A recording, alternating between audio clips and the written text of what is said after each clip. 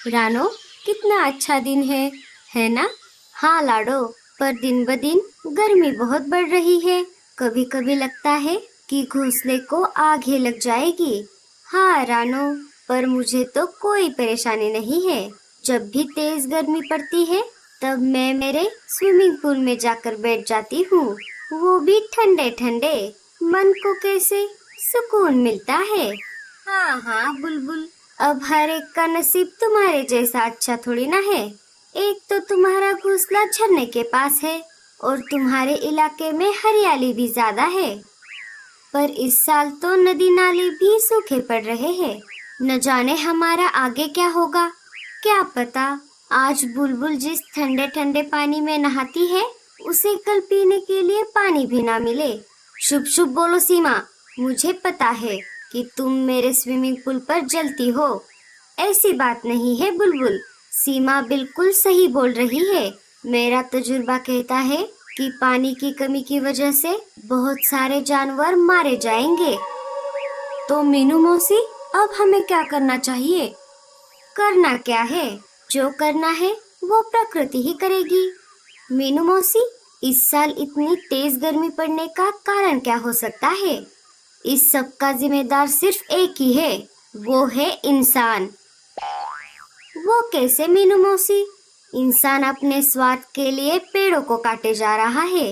इस पूरे ब्रह्मांड में केवल पेड़ ही एक ऐसी चीज है जो ऑक्सीजन बना सकती है। ऑक्सीजन की लेवल जितनी अच्छी होगी, उतना पर्यावरण का संतुलन बना रहेगा। और जब ज्यादा पेड़ काटे जाएंगे तो कार्बन डाई मीनू मौसी, कार्बन डाई नहीं, कार्बन डाइऑक्साइड। हाँ हाँ, वही उसकी मात्रा बढ़ जाएगी। वो कार्बन डाइऑक्साइड गर्मी को पकड़े रखता है। अब आई बात समझ में। पर मीनू मौसी, आपको ये सब कैसे पता? थोड़ा बहुत यूट्यूब तो मैं भी देखती हूँ। तो इसका मतलब है हमें ज्यादा से ज्यादा पेड़ उगाने होंगे। इंसान कितने बुरे हैं, उनकी वजह से हमारा जीवन खतरे में आ गया है। ऐसा नहीं है रानो, सारे इंसान बुरे नहीं होते। कोई पर्यावरण संतुलन बनाए रखने के लिए पेड़ लगाता है, तो कोई हम छोटे पंछियों के लिए पीने के लिए अपने छत पर पानी रखता है। चलो मीनू मौसी, हमें ऐसे ही अपने पीने के पानी की खोज करनी है। तू चिंता मत कर टूनी, ये जो हमारी वीडियोस देख रहे हैं ना, इन्होंने हमारे लिए अपने छत पर पीने के लिए एक कटोरे में पानी रखा है और दूसरे कटोरे में अनाज। चल, मैं अभी तुझे लेकर चलती हूँ वहाँ। चलो साथियों, हम भी मीनू मौसी के पीछे पीछे जाते हैं। हमें भी तो अनाज और पानी की जरूरत है। सारे उड़कर जाने ही वाले थे कि तभी राजा जी के कुछ सिपाही वहाँ पर आ जाते हैं। सुनो सुनो सुनो, सारे जंगलवासी सुनो। राजा जी ने शाम के समय सभा में आप सभी को आमंत्रित किया है। तो सारे जंगलवासी शाम के समय राजा जी के महल में आ जाए। अरे, ये क्या? लगता है कोई जरूरी काम है। हाँ लाडो, मुझे लगता है कोई नई मुसीबत हमारा दरवाजा खटखटाने वाली है। शाम के समय सारे पंछी राजा जी के महल में आ जाते हैं। साथियों, मैंने एक जरूरी सूचना देने के लिए आप सभी को बुलाया है। दरअसल हमारे मौसम के जानकार पंछियों ने बताया है कि 1-2 दिनों में हमारे जंगल की तरफ बहुत बड़ा तूफान आने वाला है। आंधी के साथ साथ तेज बारिश भी हो सकती है। इसलिए आप सब अपने अपने घोंसले पक्के कर लो। पर राजा जी, इतने कम समय में हम हमारे घोंसले कैसे मजबूत कर पाएंगे? उसकी चिंता तुम मत करो, मैंने उसका सारा बंदोबस्त पहले से ही कर दिया है। हमारे सिपाही आप सभी को घोंसला बनाने की सारी चीजें ला कर देंगे। आपको बस उनको लेकर अपने घोंसलों को पक्का करना है। हमारे प्यारे राजा जी, चल टूनी, हमारे पास बहुत कम समय है। लाडो, कालू भैया और गोरी आज हमें दिन भर नहीं दिखाई दिए। कहीं किसी मुसीबत में तो नहीं है?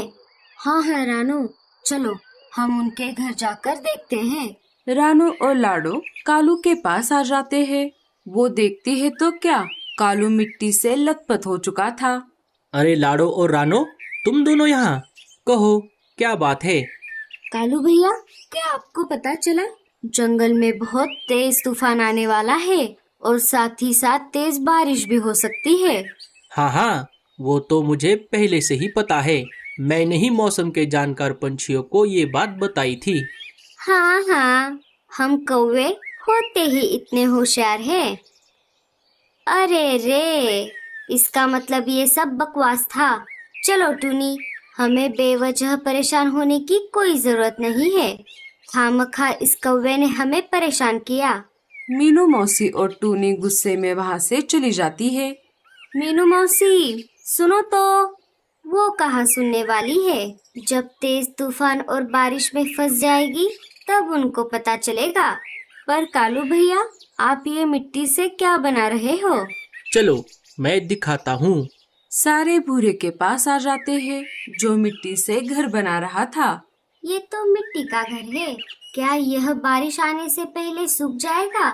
हाँ चिड़िया, हमने ऐसे मिट्टी का इस्तेमाल किया है जो 1-2 दिनों में ही सूख जाएगी।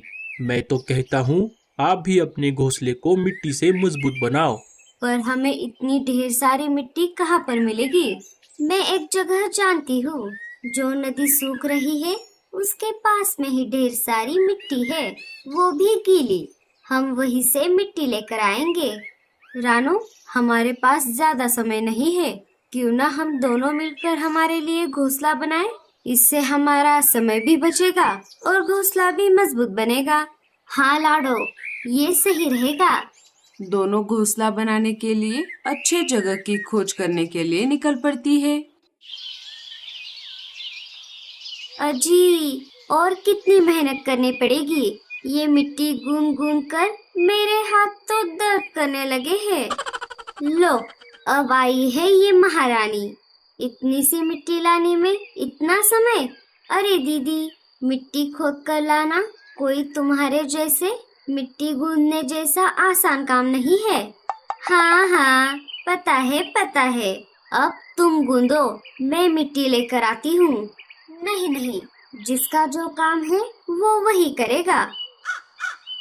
अरे अरे, तुम दोनों झगड़े करना बंद करो और काम में हमारी मदद करो। देखो टूनी, कितना मस्त मौसम है। ना कोई हवा, ना कोई तूफान, यहाँ तक के पेड़ का पत्ता भी नहीं हिल रहा। पर तू रुक मत, जरा जोर जोर से पंखा चला। मीनू मौसी, मुझे तो ये तूफान के पहले का सन्नाटा लग रहा है। तू अपना मुंह मत चला, बस पंखा चला। चलो रानो, हम हमारा घोंसला बनाने का काम शुरू करते हैं। पहले हम थोड़ी मिट्टी जमा करते हैं, फिर सिपाहियों ने जो लकड़ियाँ रखी है उससे घोंसला बनाएंगे।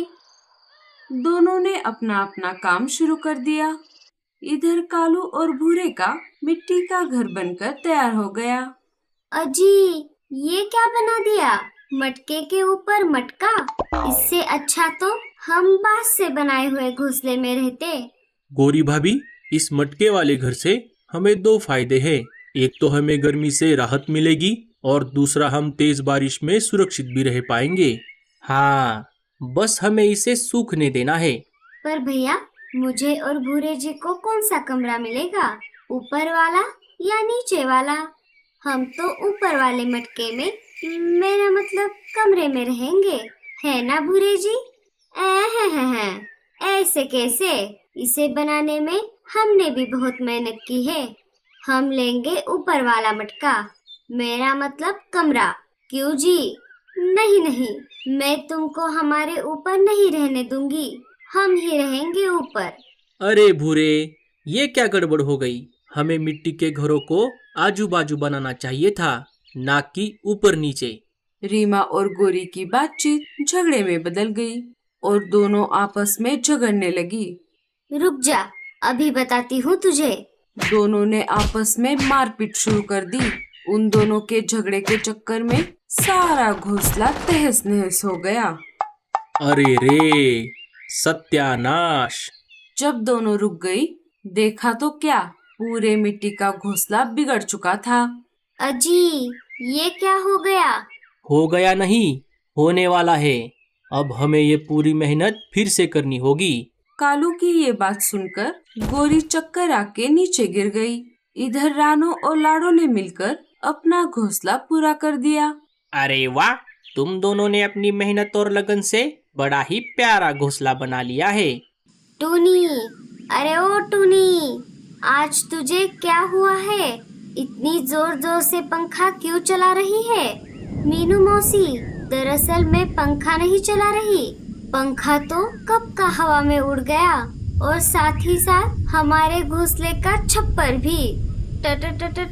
टूनी, ये क्या हो गया रे? जल्दी चलो यहाँ से, वरना हम भी इस तेज तूफान में यहाँ से उड़ जाएंगे। लगता है कालू कौवा सच कह रहा था। थोड़ी ही देर में तूफान के साथ साथ तेज बारिश भी शुरू हो जाती है।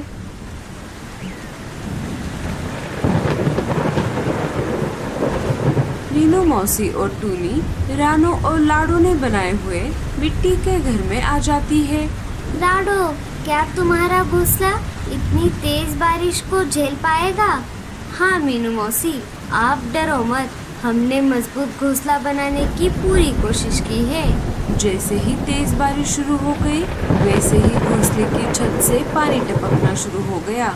हे ऊपर वाले, इस बार बचा ले रे बाबा, अगली बार मैं मजबूत घोंसला बनाऊंगी। थोड़ी देर बाद दरवाजे पर किसी ने दस्तक दे दी। मत खोलो, दरवाजा मत खोलो, क्या पता कोई शिकारी हो।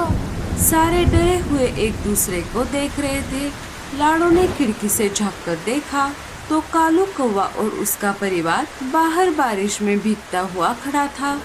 अरे ये तो कालू भैया है, हमें दरवाजा खोलना होगा। मत खोलो, दरवाजा मत खोलो, अगर ये घोंसला हम सबको नहीं झेल पाया तो हम इस तेज बारिश में बाहर बुरे फंस जाएंगे। मीनू मौसी, इस मजबूत मिट्टी के घोंसले को बनाने में कालू भैया ने ही हमारी मदद की है, अब उनकी मदद करना हमारा फर्ज बनता है। खोलो खोलो, लगता है आज पानी में डूबकर ही जान चले जाने वाली है।